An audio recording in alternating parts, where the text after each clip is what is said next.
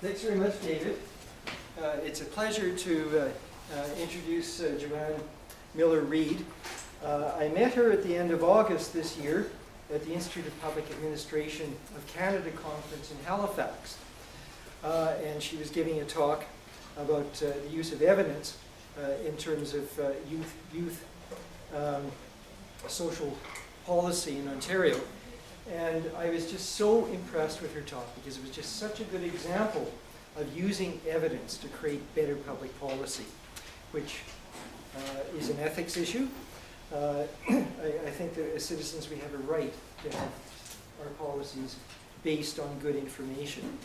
So I asked her if she might consider coming to York and speaking to my students and to McLaughlin College students, and she has graciously agreed to do that. So thank you so much for being here. Great. Thank you.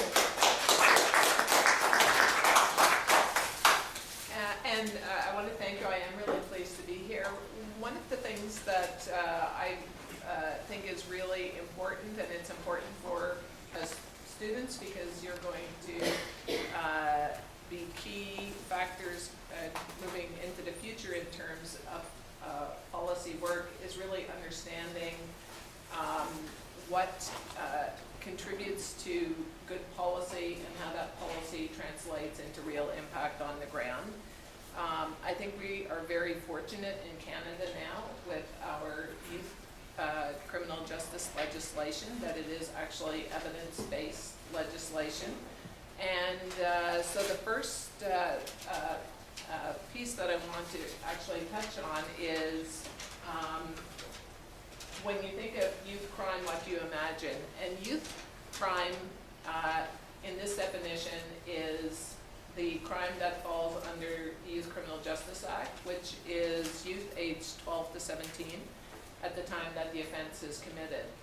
And you know, one of the challenges, I think, in terms of policy related to crime, whether it's youth crime or adult crime, is that there is a lot of public perception that our communities are becoming more and more unsafe, that crime and violent crime is on the rise, and that as citizens, therefore, we are at risk. And so when you look at the tough on crime approach to legislation, it is based often on the fact that as we're all exposed to information about crime in the media, there is this sense that there is a lot of crime, a lot of violent crime, and that therefore as citizens we're in fact being put at risk.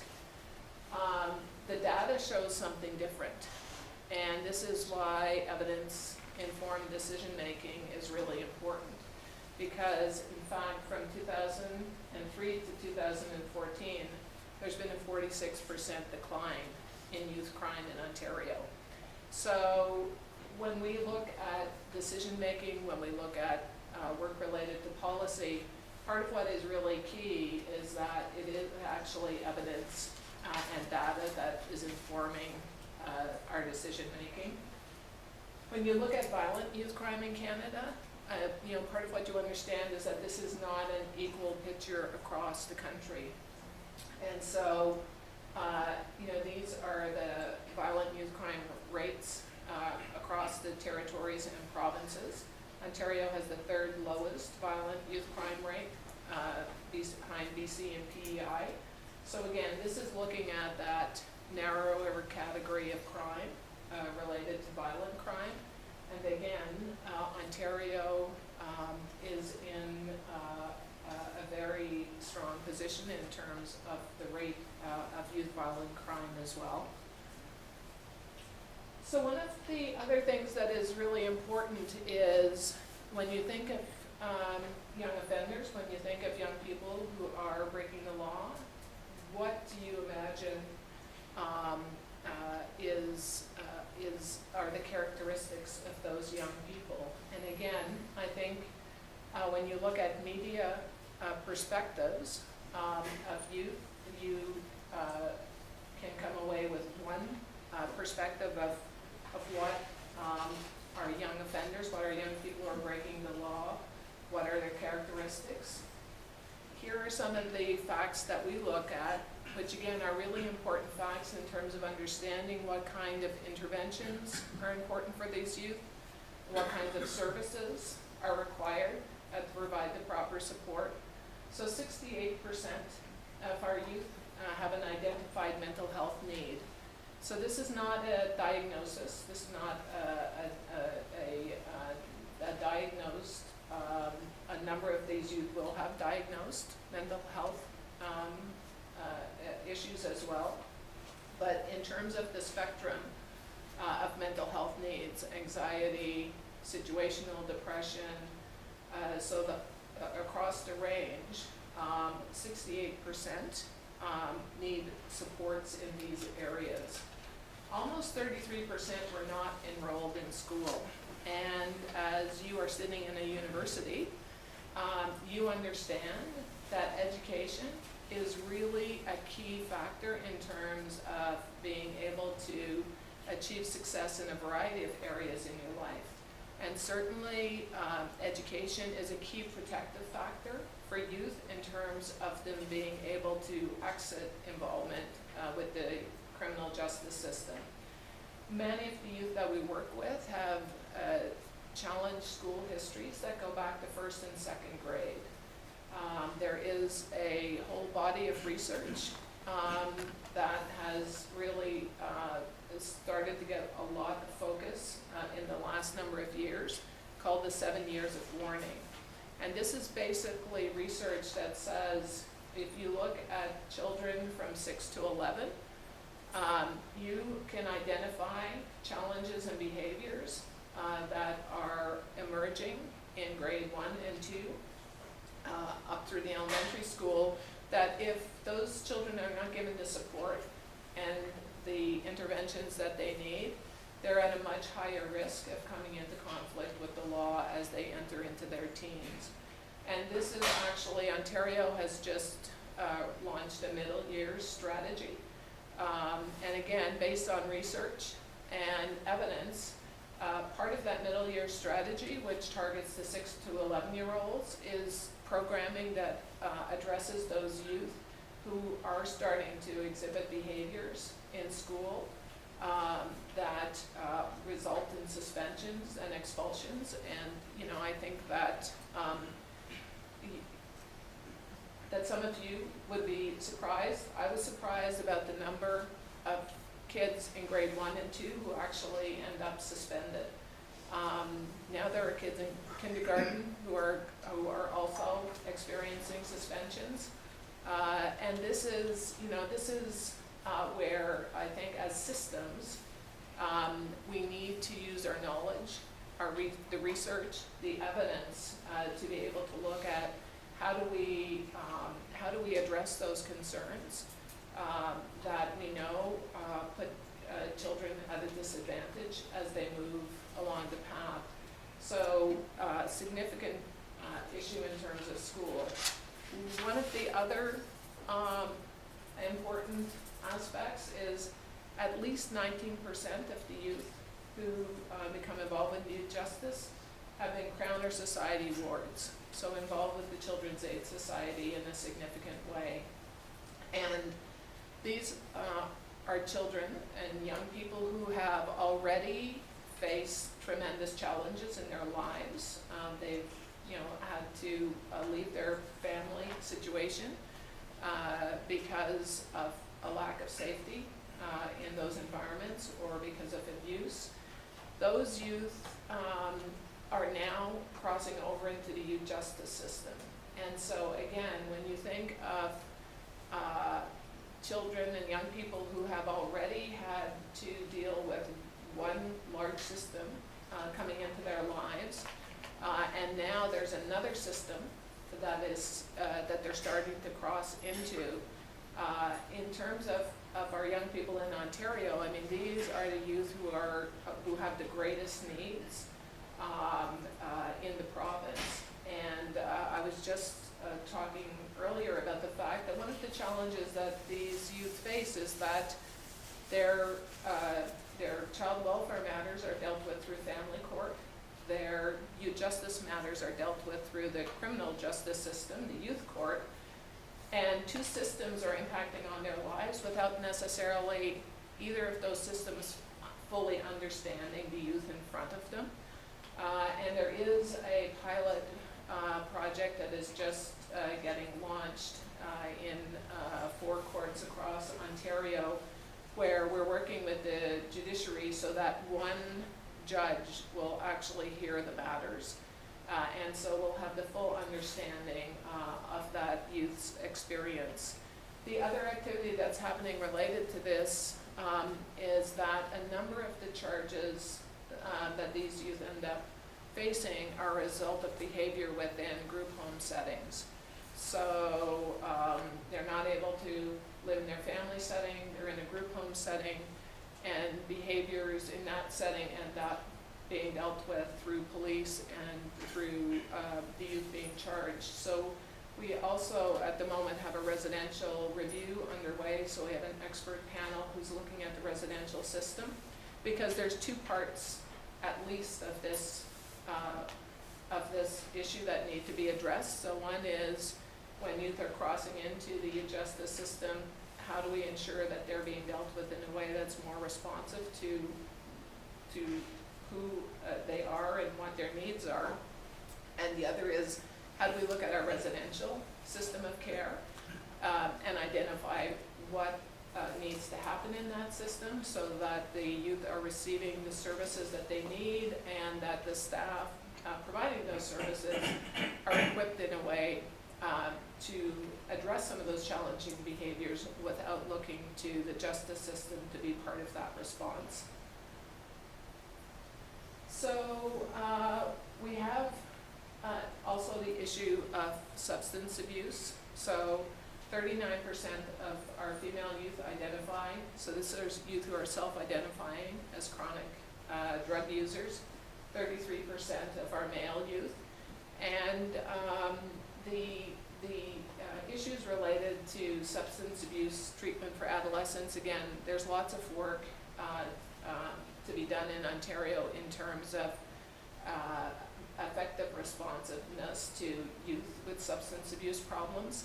I think there's lots of more research in this area. I think a lot of the programs were developed for adults are not necessarily directly applicable to youth because of their stage of development. So another area which, of course, presents lots of challenges. So when we look at our Aboriginal youth, one of the things which I'm sure lots of you are aware of from a variety of perspectives of how the overrepresentation of Aboriginal peoples in the justice system. Aboriginal youth are overrepresented in the youth justice system as well. They represent 9.6% of our youth justice admissions when they're only 3.4% of our Ontario youth population. And when you look at Northern Ontario, it's 36% of the province's Aboriginal youth, but it's 66% of our youth justice admissions. And Northern Ontario for us, which true people in the North laugh at our definition, but we basically start around Muskoka. Of course, if you live in Moosonee or Kenora, you don't think of Muskoka as the North, but this is based on our geography of how we provide our services. So we are going to touch on some of the work that we've been doing specifically for Aboriginal youth. But again, I think in terms of a policy issue, and certainly an issue for us all as Canadians, the treatment of Aboriginal people, the impact of residential schools, the issues that the history of colonialism has had on our Aboriginal populations. I mean, these are areas that we all need to be concerned about. So one of the things, which is the good news part of our interventions with Aboriginal youth, is that although they remain overrepresented, the work that's been done related to Aboriginal youth. In terms of their real numbers, the number of Aboriginal youth coming into the youth justice system is declining. So in 2003-04, where we had 609, so this is the actual count of youth coming in, we are now looking at significant drops. So 33% fewer Aboriginal detention admissions and 61% fewer custody admissions. So Aboriginal youth are benefiting from the Youth Criminal Justice Act. They're benefiting from the transformation in the youth justice system, but the broader population of youth is benefiting at a greater rate. And so Aboriginal youth, as a result, continue to be overrepresented, but they are, in fact, benefiting from the changes in legislation and the change in direction. So, when you think of youth justice, what do you imagine? I think one of the challenges in the justice system is that most people's exposure to what is a justice system about is Oz, Orange is the New Black, and it was on Netflix. And, you know, so really what people have seen is an American model of incarceration, and that is what people imagine the justice system to be, whether it's for youth or for adults. So, and one of the things is that in Ontario, our justice system for many years, so I started my career as a social worker, a frontline social worker in 1985, fresh out of my master's program, and I was working on a secure custody youth unit in an adult correctional facility. So this was a youth unit that was within an adult correctional facility. New legislation had just come into effect, the Young Offenders Act, and Ontario decided that the 12 to 15-year-olds would receive service under the Ministry of Community and Social Services, and the 16 and 17-year-olds would receive service under the Ministry of Correctional Services. So immediately, one of the impacts of that was two very different cultures. Ministry of Community and Social Services had a culture in terms of providing service for youth, because they also had child welfare and other children's services that was much more in looking at youth in terms of their developmental stage.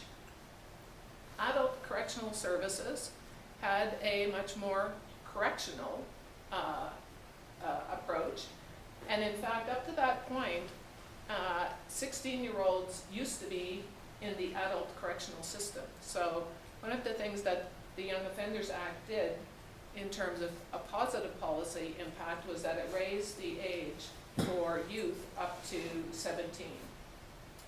Once you turned 18, if you committed an offense, you went into the adult system. But it did mean that during this time period, there were youth coming in who had served time as adults. Now they were coming in and they were youth. And an unintended consequence, so one of the driving forces for the youth, the Young Offenders Act, was that the previous legislation allowed youth to be held basically indefinitely. So, because the idea of the legislation was that youth were being helped, and therefore the adults who were providing the help would determine when sufficient help had been provided, sufficient progress had been made. And so a youth who was truant could end up in a training school, potentially be in a training school for a year. And part of what drove the Young Offenders Act was that this meant that many youth were actually being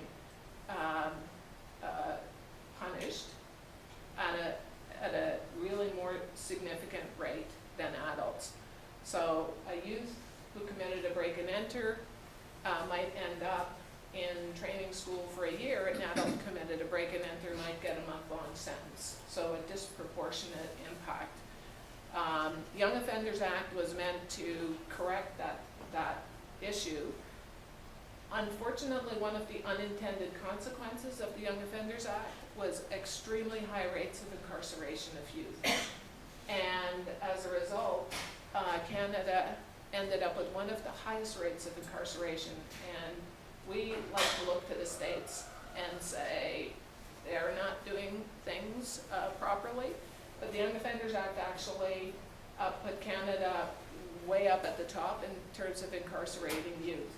The Youth Criminal Justice Act, which came in 2003, actually was driven by the understanding of all of those unintended consequences and of the need of looking to research and evidence to inform legislation. So that's what we were. And where we are now is that most of the youth who come in contact with the justice system are actually receiving services in the community. Youth Justice is part of the Ministry of Children and Youth Services, and it's one system that provides the services to the full age range, 12 to 17. And that is a dedicated system that is completely separate and apart from the adult system. And so where our services in the youth justice system were primarily custody, detention, and probation, and pre-Youth Criminal Justice Act, we had just over 1,000 kids a day who were in secure custody and over 1,000 kids in open custody, which are our two levels of custody in Ontario. Now, our spectrum of services include prevention, diversion, other community programs, substance abuse programs, anger management. We have attendance centers with section schools for youth who need support around their schooling, reintegration, rehabilitation, probation, and custody and detention. So a very important shift, and this was driven by the legislation that custody was to be reserved for high-risk youth who posed a danger to the community. And because that was embedded in the legislation, it significantly impacted the use of custody and detention, and so drove actually a creation of a spectrum of programs at the community level. So in terms of how we transformed our system, 5 of the success factors in terms of creating that transformation is that the legislation, and this is your policy piece, is that the legislation requires a youth system separate from adults. It highlights prevention, diversion, rehabilitation, reintegration, and alternatives to custody. And it supports responses to special needs. So in the legislation, it speaks specifically to the overrepresentation of Aboriginal youth, to youth with mental health needs, and talks about the service system needing to be responsive to any youth who are touching the system who have special needs. The Ministry of Children and Youth Services was created in Ontario in 2003 as well, and there hadn't been a new ministry created in the province for 25 years. And again, in terms of social policy, this is, Ontario is in such a terrific place by creating a Ministry of Children and Youth Services. When your youth services are part of a large adult ministry, the reality is that the adult pressures significantly impact on the resources and the attention that gets paid to the youth programming and youth services. And so as programs were disentangled from other ministries and came into the Ministry of Children and Youth Services across a spectrum of program areas. And this is important for youth justice because as you saw the challenges that our youth face who have nothing to youth justice system, every other children's system, as it becomes stronger and provides more services and addresses needs, means that there will be fewer youth who are going to end up touching the youth justice system. So in Ontario, as part of the creation of the Ministry of Children and Youth Services, there have been transformations in the child welfare system, in special needs related to autism, so related to children's mental health. So there's a range of transformations happening across different program areas, and all those transformations end up assisting the youth who potentially are at risk of transferring into our system. And there was a debate as to whether or not youth justice would come into the children's ministry. There were people who felt that youth justice should stay with correctional services because we were justice. And fortunately, the wise people who wanted us part of the children's ministry won the day. And it changed for our youth significantly in terms of the fact that previously, when youth who'd been involved with the justice system were approaching community agencies, they were actually first seen as criminals. And so if one of our youth was approaching a mental health agency, the risk was that they'd be saying, well, really, first, your issue is that you're a criminal, and we're a mental health agency, and so this may not be the right place for you to receive services. Part of the children's ministry, first, they're youth. And so when they're approaching an agency for service, they're first seen as a youth with needs. And those needs may include mental health, may include that their criminal behavior needs to be addressed as well, their substance use, etc. But first and foremost, they're seen as youth. So these are all the programs that the Ministry of Children and our Ministry of Children and Youth is engaged in. And as you can see, in addition to child welfare, child and youth mental health, youth opportunity strategies, poverty reduction, these are all key program areas that have an impact on youth in Ontario. The other part of the transformation within youth justice was really looking at evidence-informed programs.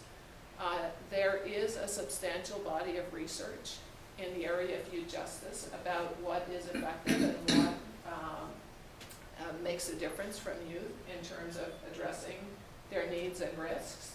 And so one of the keys as we looked at transforming the system was really looking at evidence-informed programs that target the needs, that look at more intensive services for higher risk cases, and looking at individual plans so that the services that are being provided are really targeted to the youth needs, rather than saying, here's a program, so regardless of what you need, here's where we're going to send you because this is the program that we have. The direction is really what does the youth need, and then how do we get the programs that meet those needs to the youth.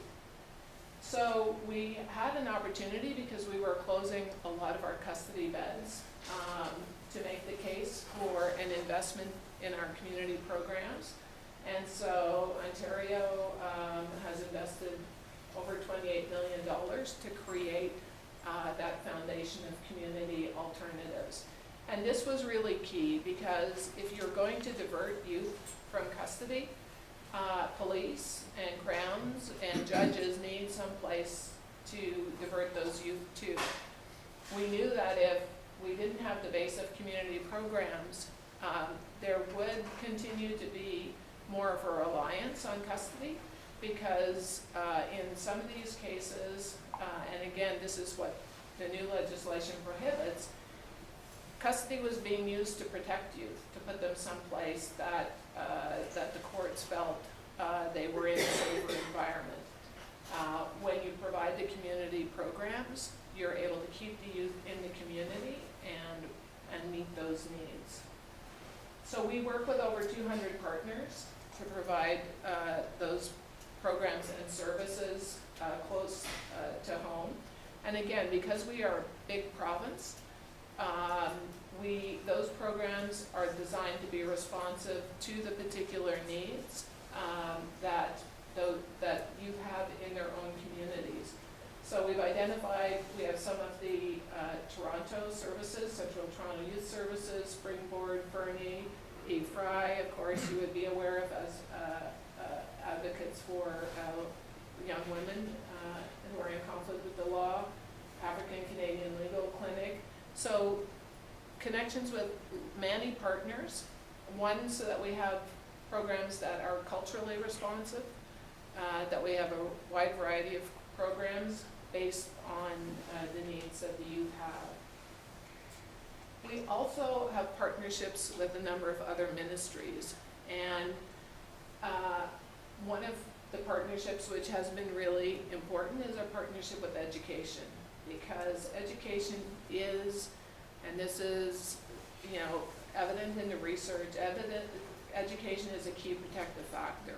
So as many of our youth have very poor education histories, one of our key targets was to really look at how do we enhance their success in education, how do we give them opportunities to be involved in not only the academic side of education, but in the trades.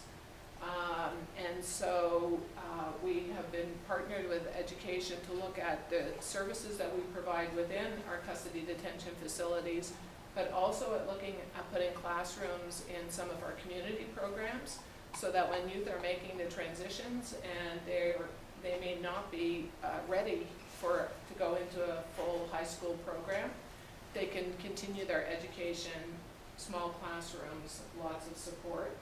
With the Ministry of Health, we received the funding to put a youth mental health court worker. We have 95% of our youth matters are now happening in courts where we have a youth mental health court worker on site. And that means that the youth's family, the defense, the Crown, the judge, anyone involved can ask for the youth mental health court worker to become engaged if they feel that part of what is impacting on the youth in terms of their involvement in the criminal behavior is related to a mental health concern. And when we looked at our stats from last year, about half of the cases that the youth mental health court worker becomes involved in, those cases are diverted out of the formal court system, so that the mental health issues are seen as the driving factor, and that there's a more appropriate system to provide the support. Our other partners. So how have outcomes changed? So one of the things is that now police are charging fewer youth. And in Ontario, the adoption of the principles of the Youth Criminal Justice Act are across the full justice system. And it is important that it is across the full justice system, because the first place that you can intervene and not have youth come more deeply into the system if it's not necessary is right at the police stage. So again, the number of youth charged has decreased by 54%. A number of the police organizations have partnered again in terms of opportunities to divert youth.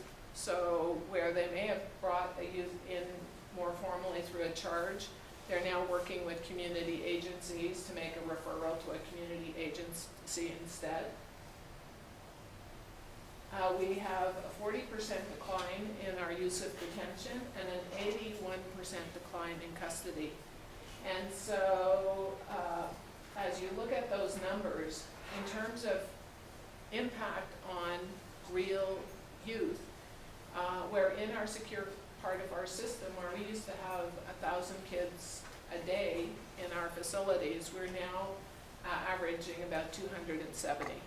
So that's a huge difference in terms of when you think about the intrusiveness of custody, because kids are removed from their school, they're removed from their families, they're removed from their communities. That is such an important stat in terms of the fact that those kids are now staying in the community and receiving supports in the community. So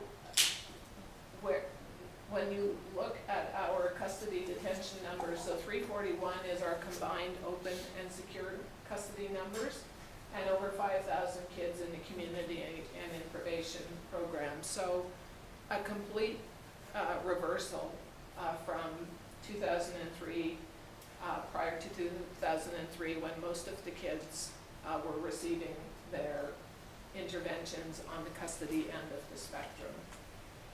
So in order to get that switch, the custody detention end of the services had to shrink, and we closed over 600 beds in each of those open and closed custody systems, and that reinvestment happened then to create the 400 plus community-based programs that now exist across the province. So today, almost 9 out of 10 youth are receiving their services in the community. So over 26,000 youth in community-based programs over the course of 14-15, 3,800 in the custody detention. And one of the challenges, and this year we saw a reduction of 40% in detention. So detention is where a youth is charged, placed into a facility, and then may end up being released at court. So their matter has not been dealt with by the court in terms of a disposition of guilt or innocence. So that's the detention period. A huge number of kids in detention are short-term youth, 3 days, 7 days. And so it's been a real challenge. You saw the dramatic decrease in custody, 81%. It's been a real challenge to look at why is detention not decreasing in the same way. So it's a good policy question that you, if you're looking for an area to tackle. As we've been looking at it, there's a number of factors. Kids get picked up on Friday night, and if there's no one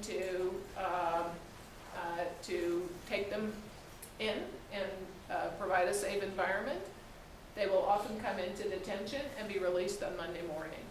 So, so the factors related to detention are still factors that I think need more intervention and need more collaboration across the different parts of the justice system in terms of when is it actually, when is detention the right response. I think it's safe to say we're probably still using detention too much as an intervention. One of the reasons that it's important to continue looking at change in the justice system is that there's high costs for not responding effectively to youth crime, because youth end up being excluded. Youth who have a criminal record face additional challenges in their lives. It's more costly and more intrusive. There's social costs for youth, families, communities, and there's missed opportunities. So the more effective we can be in terms of responding to youth crime, the better it is not only for youth and their families, but the better it is for us as a society. And we've spent a lot of our efforts in looking at some of the special needs of the diverse youth that we provide services to. So female youth. The needs of female youth are different. The path into the criminal justice system is different for female youth. High levels of victimization in our female population, high levels of serious mental health needs, serious use of substances to self-medicate. We have that in our male population as well, but more intense in terms of our female population. Youth who are involved in gangs, youth who have been part of the child welfare welfare system, mental health needs, and youth falling behind in school. So, in looking at our Aboriginal youth, we've looked at a number of specific interventions. We had the opportunity in Ontario, because we were, part of our transformation was removing youth from units that had been created within adult correctional facilities. So when we were creating a dedicated system, particularly in Northern Ontario, we had to build new small facilities. So we had the opportunity to build a dedicated youth facility, which was designed with the Aboriginal community's input. The board that oversees the facility has 7 chiefs involved, and their input is, and you will see a little video that we have on Gadigadanez. The whole focus is providing services to those youth. It is a secure custody facility within a culturally responsive approach. And we've also been partnering with Right to Play in terms of looking at both the prevention end of the spectrum. How do you introduce more opportunities for youth in some of our remote communities where youth are very challenged in terms of what's available to them into the community in terms of positive activities. So we have been working with Right to Play and some of our programming to be able to strengthen the opportunities that are available to kids in their community. So this is our Aboriginal facility.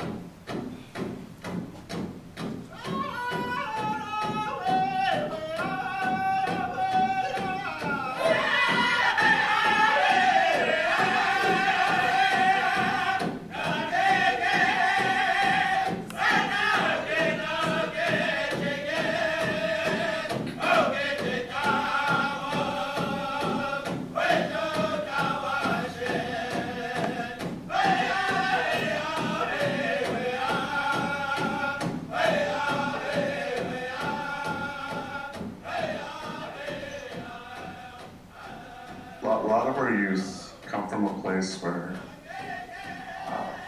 they're not given or they're not taught about who we are, right? And you'll hear terms about culture and where does it begin and things like that. I think where it begins is something we call Autism. Okay, it means good life, right? And when you follow that good life that they talk about, and you do things right, and you do things proper, then your outcomes are going to be more than you imagined. I think the biggest thing that sets this facility apart from other facilities is that we are Anishinaabe, that a majority of the people who work here are First Nations people. And those that aren't First Nations people have a sincere and genuine respect for who we are as Anishinaabe.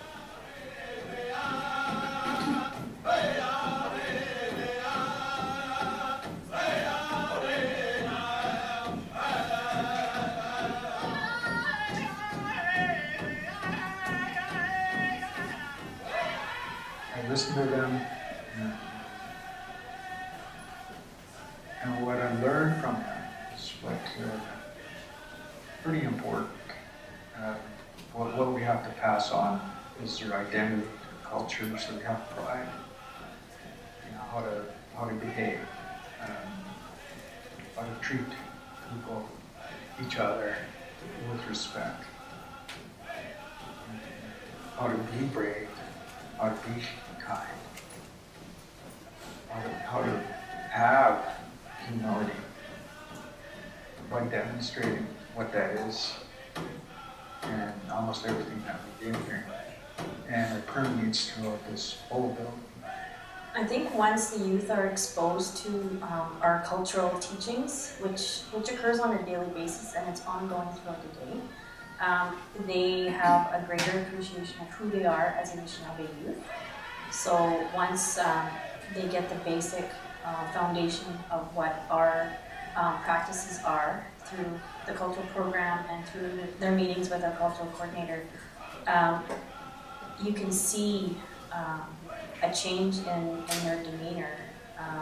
They become more open, and you can see a physical confidence start in them. Their minds are like sponges, you know, and so they crave more knowledge and more hands-on experience with our cultural and traditional practices. So the unique thing about our program is our cultural program isn't a set-aside time slot for the degree. The cultural program is built into every aspect and department within the facility. You know, we have our 7 grandfather teachings, so what we've done, we have assigned 1 teaching per day, but that is a teaching that will be focused on, and in morning check-in, it's introduced to the, today's teaching is bravery, and staff will question how will you use bravery. We don't control where youth go or what they do when they leave. Like, the best thing we can do is give them the tools and the resources within themselves to hopefully change their thinking patterns and their way of thought. When they feel alone, when they feel nobody's there, they have their songs. Our songs they're magic. It's how we connect. And that's what helps them. And that's what's going to help them out there thrive. That's what's going to help them pass those teachings on.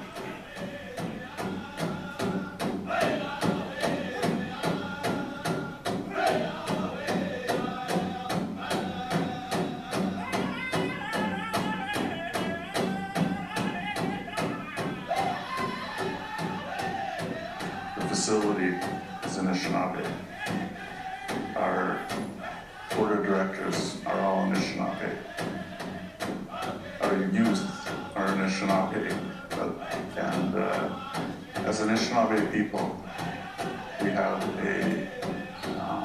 a responsibility, a role to provide the best environment or place for our youth to live and to thrive in. And not everybody can do that, because not everybody understands.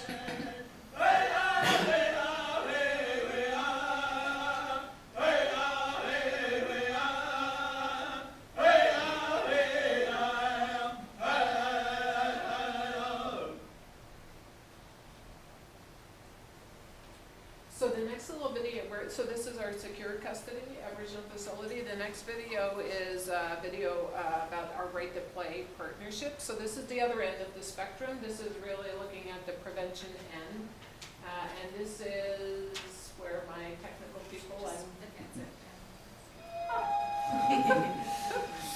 just keep telling me what to do. So this is in Pekanjikum. Fly in northern community.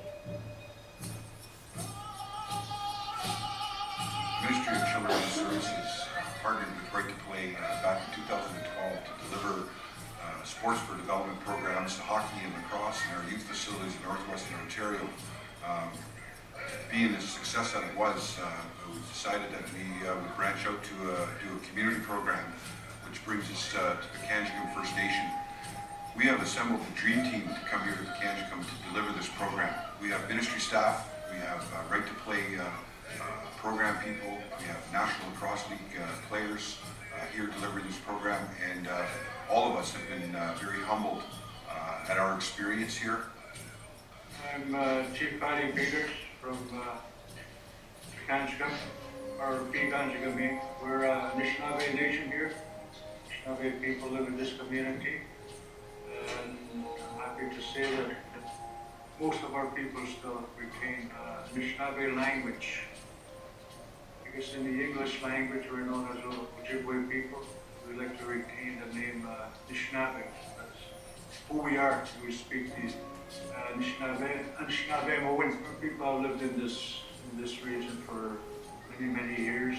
In this modern time that we're living in, you know, we have schools in the community. We're the most southern community in this area here. Well, I want to be able to see the children in this community to be able to prosper and succeed in.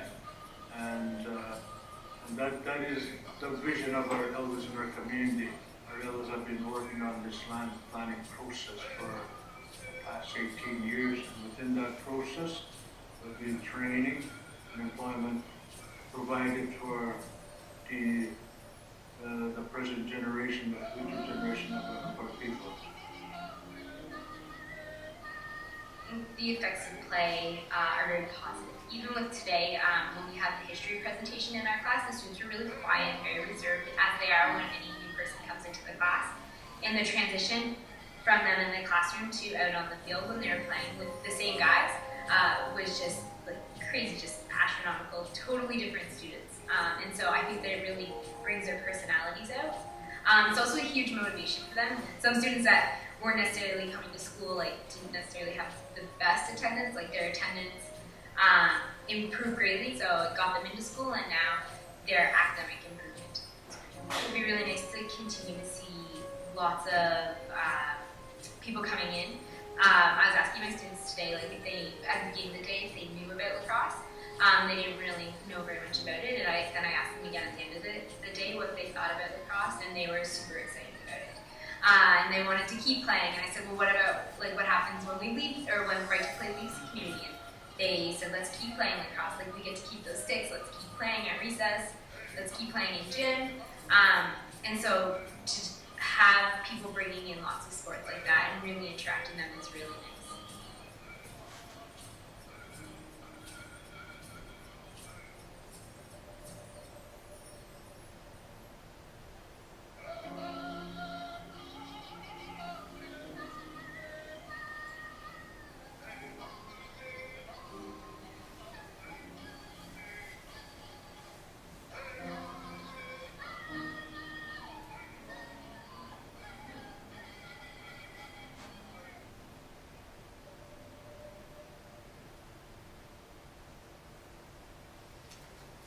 So we chose Pekanjicum as we did this program last summer. Pekanjicum has one of the highest rates of suicide, very high rates of youth suicide. It's a very, approximately just over 2,000 people in the community.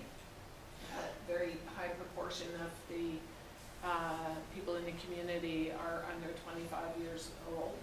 And again, looking at the importance of education, when we were there last summer, they were graduating 95 kindergarten students to grade 1.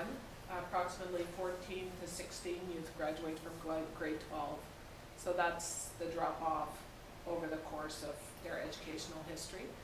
So when you think of, again, the impact that that has on their opportunities as they move forward, we went back into Pekanjicum with another partnership with Right to Play this summer. So the chief gave us his permission. He viewed this video, gave us permission to share this video.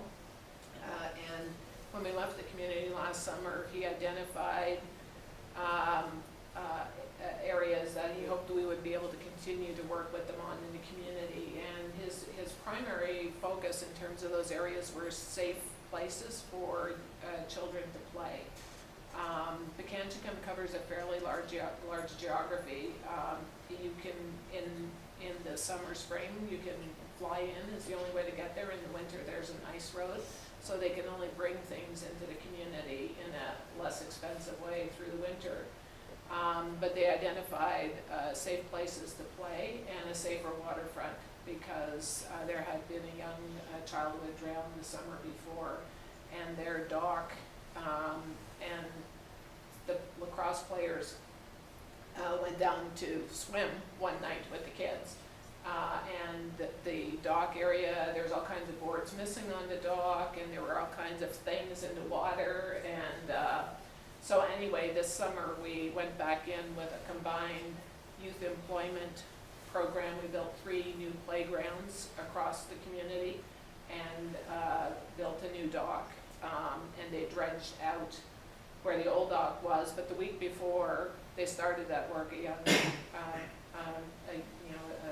boy dove into the water and split his chest open on debris in the water. So again, you know, when we look at the services, part of the focus of our transformation has been, you know, what Pekanjikam needs is not the same thing as what's needed in downtown Toronto.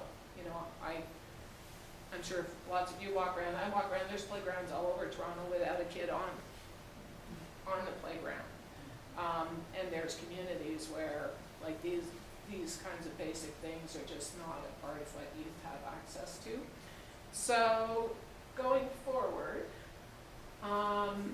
you know, part of the focus is how do you continue to build on success, because lots of these changes are really important changes, they're very positive changes, but there's more to be done. And so part of it is continued to look at collaboration, and that collaboration is across government partners, but it's across other partners that are not our traditional partners. Right to Play is a new partner. It's not the kind of partnership we've had historically as part of our system, but those are important partnerships as we look at continuing to work in a way that's effective, particularly on the prevention end of the spectrum. Evidence-informed continuous improvement, we have to continually assess, is what we're doing actually having the impact that we intend for it to have? What is our data? What is our research? Looking at the broader systems approach to prevention diversion. When you look at education issues, mental health challenges, etc., you know, we have to be working across our systems. The research on the early risk factors. I mean, one of the advantages that we have is we know the histories of the youth that we're providing service to, and so we can help inform the policy for the earlier age interventions. And the lower cost options in terms of, there is now a body of research that is much stronger in terms of talking about the investment in prevention creates lifelong savings. So we know that finances is part of what governments are concerned about, part of what is a challenge in terms of fiscal situations. And so being able to demonstrate that it's worth the investment in the prevention end of the spectrum, the diversion end of the spectrum, because in fact that lower cost option is going to help in the long term. So in terms of our work related to that research component, we developed an outcomes framework. We've identified 4 key outcomes, partly because the only measure that we had previously was recidivism, and it's actually a bit of an unfair measure for youth to say you've either been successful if you never come in contact with law again, or you failed if you've come into contact, because lots of the kids that we're working with are facing such significant life challenges that's way too blunt an instrument to use as a measure of success or failure.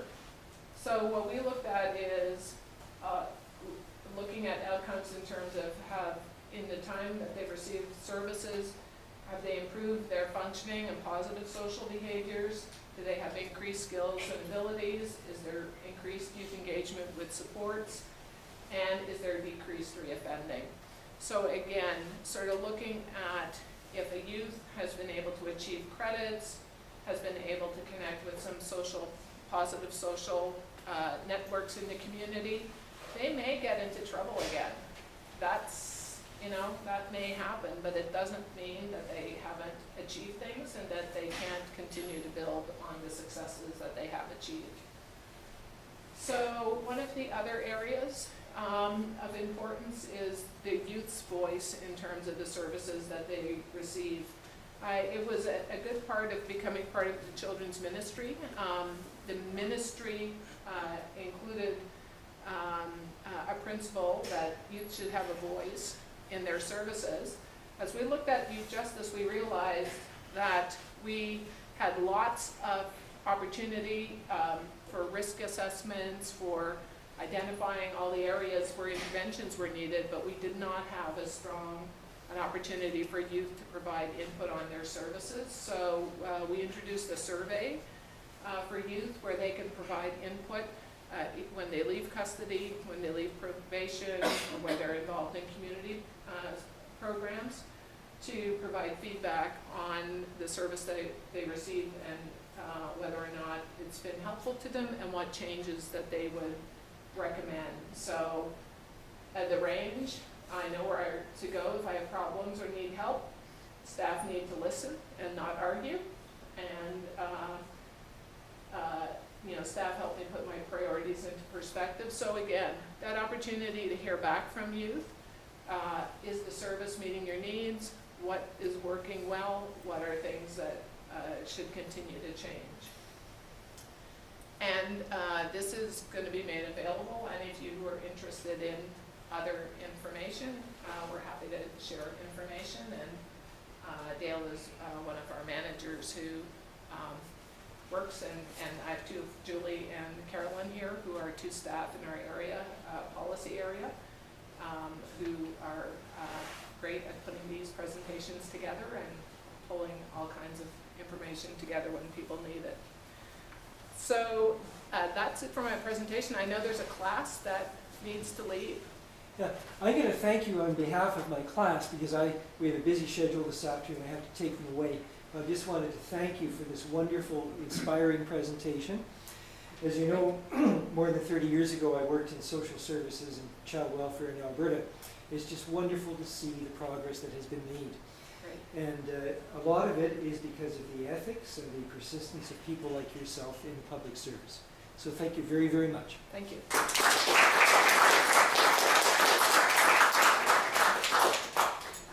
Randall, yes, do you have a question? Yes, please. I do have a question. One thing I do like to ask, like you got a school in Hagersville such as Sprucedale, for example, which used to be simply called a school for bad boys, but now they say call it a training school. And they were saying that quite a few years ago. And they say that you have to be recommended there. A court has to sentence you there. You don't just go there and the parent doesn't just bring the child there. A court has to sentence them there.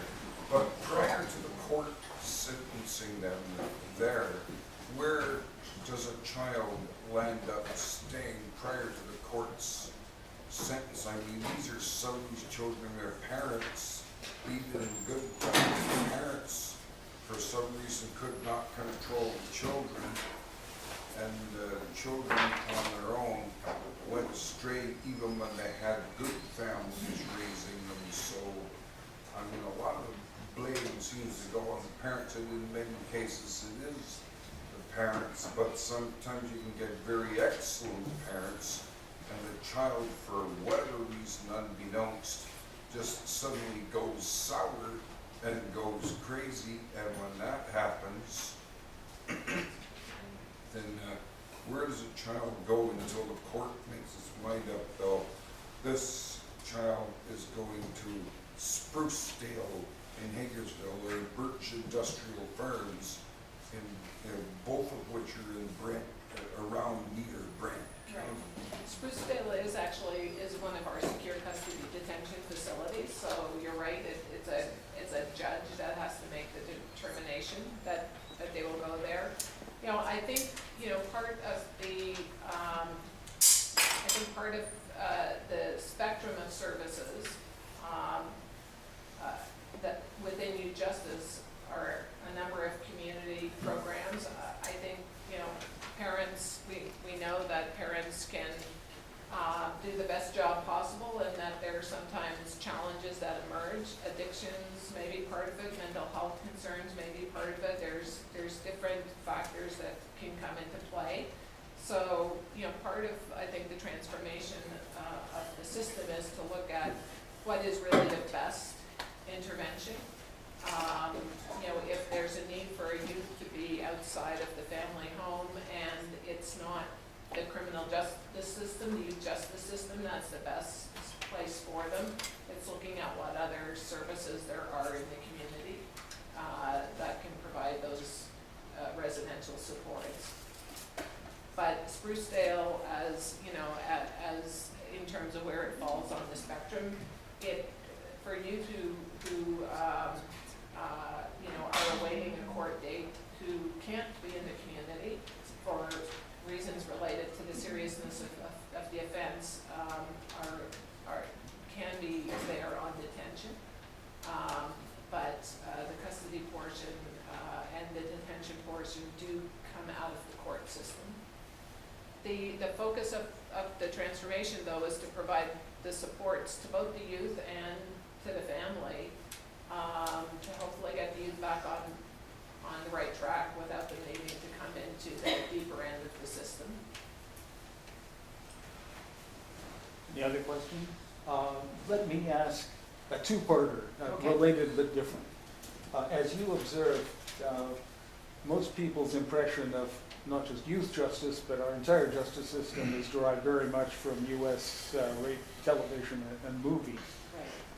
Right. I noted that one of the little footnotes to your data on decline in youth crime said that federal offenses were excluded.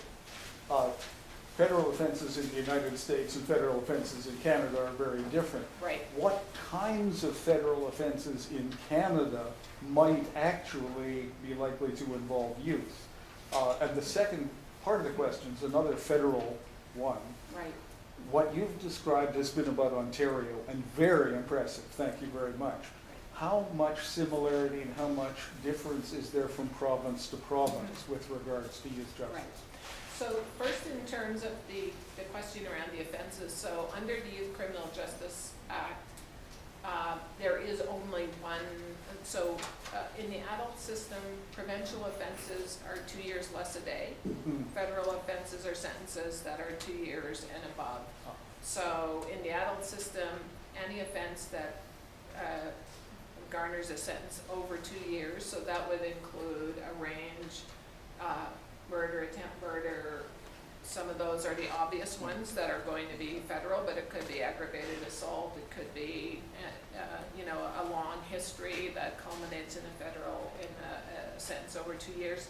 In the youth system, all youth are in the youth system regardless of the offense. There is a provision in the Youth Criminal Justice Act for a youth to be charged as an adult in the more serious offenses such as murder, but that is really used very infrequently. And there is also within the Youth Criminal Justice Act a provision where youth has committed a very serious offense such as murder, attempt murder, that end of the spectrum, but they have a significant mental health issue where there's an intensive rehabilitation sentence that attaches funds. So the youth is sentenced on the offense, but there are specific funds to be able to ensure that they receive the enhanced mental health supports that they need to address the level of issues. So again, I think lots of components of the youth system that have strengths in terms of they're addressing some of these needs that could have equal applicability to the adult system. In terms of your second question was around the different provinces. It really is diverse. Quebec has always had a social service approach to youth justice. Their youth have always been within their social service sector, so their data is in some ways a little bit more challenging to look at because they've always actually had much lower rates of incarceration than the rest of Canada, even under the previous legislation. BC is the other province that has a children's ministry, and they're much more reflective of the same impact as Ontario.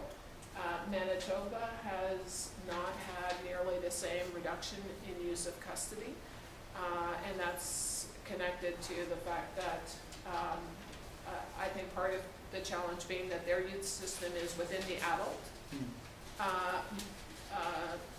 purview, so that, again, I think there's struggles whenever you're a smaller part of a big system focused on adults to get the same level of attention and direction. So it does vary across Canada. I mean, and the size of the province has a big impact. I mean, I was at PEI 5 years ago, and they had 5 kids in secure custody on the island, and I was like, well, we could take those 5 home, right? It's like, I mean, how, and it poses in some ways equally challenge, right? If your numbers are so small, then, I mean, that's good news, but on the other hand, for the 5, you can be challenged to sort of figure out how do you have a system that supports those kids and what they need. So, I mean, Ontario, just because of our size and vast geography, I think we and BC are kind of, I would say, most similar in terms of impact. Right. So, thanks very much for having me. I think that. Okay, let me draw this second time around to a close by presenting you a token of our appreciation. This is one of the rare and coveted items in the province of Ontario. Wow. It's not available for purchase. It can only be acquired by giving a talk here at McLaughlin College. Okay, I'm So in a high standard. You are one of the elect. Thank you very much. Thank you very much.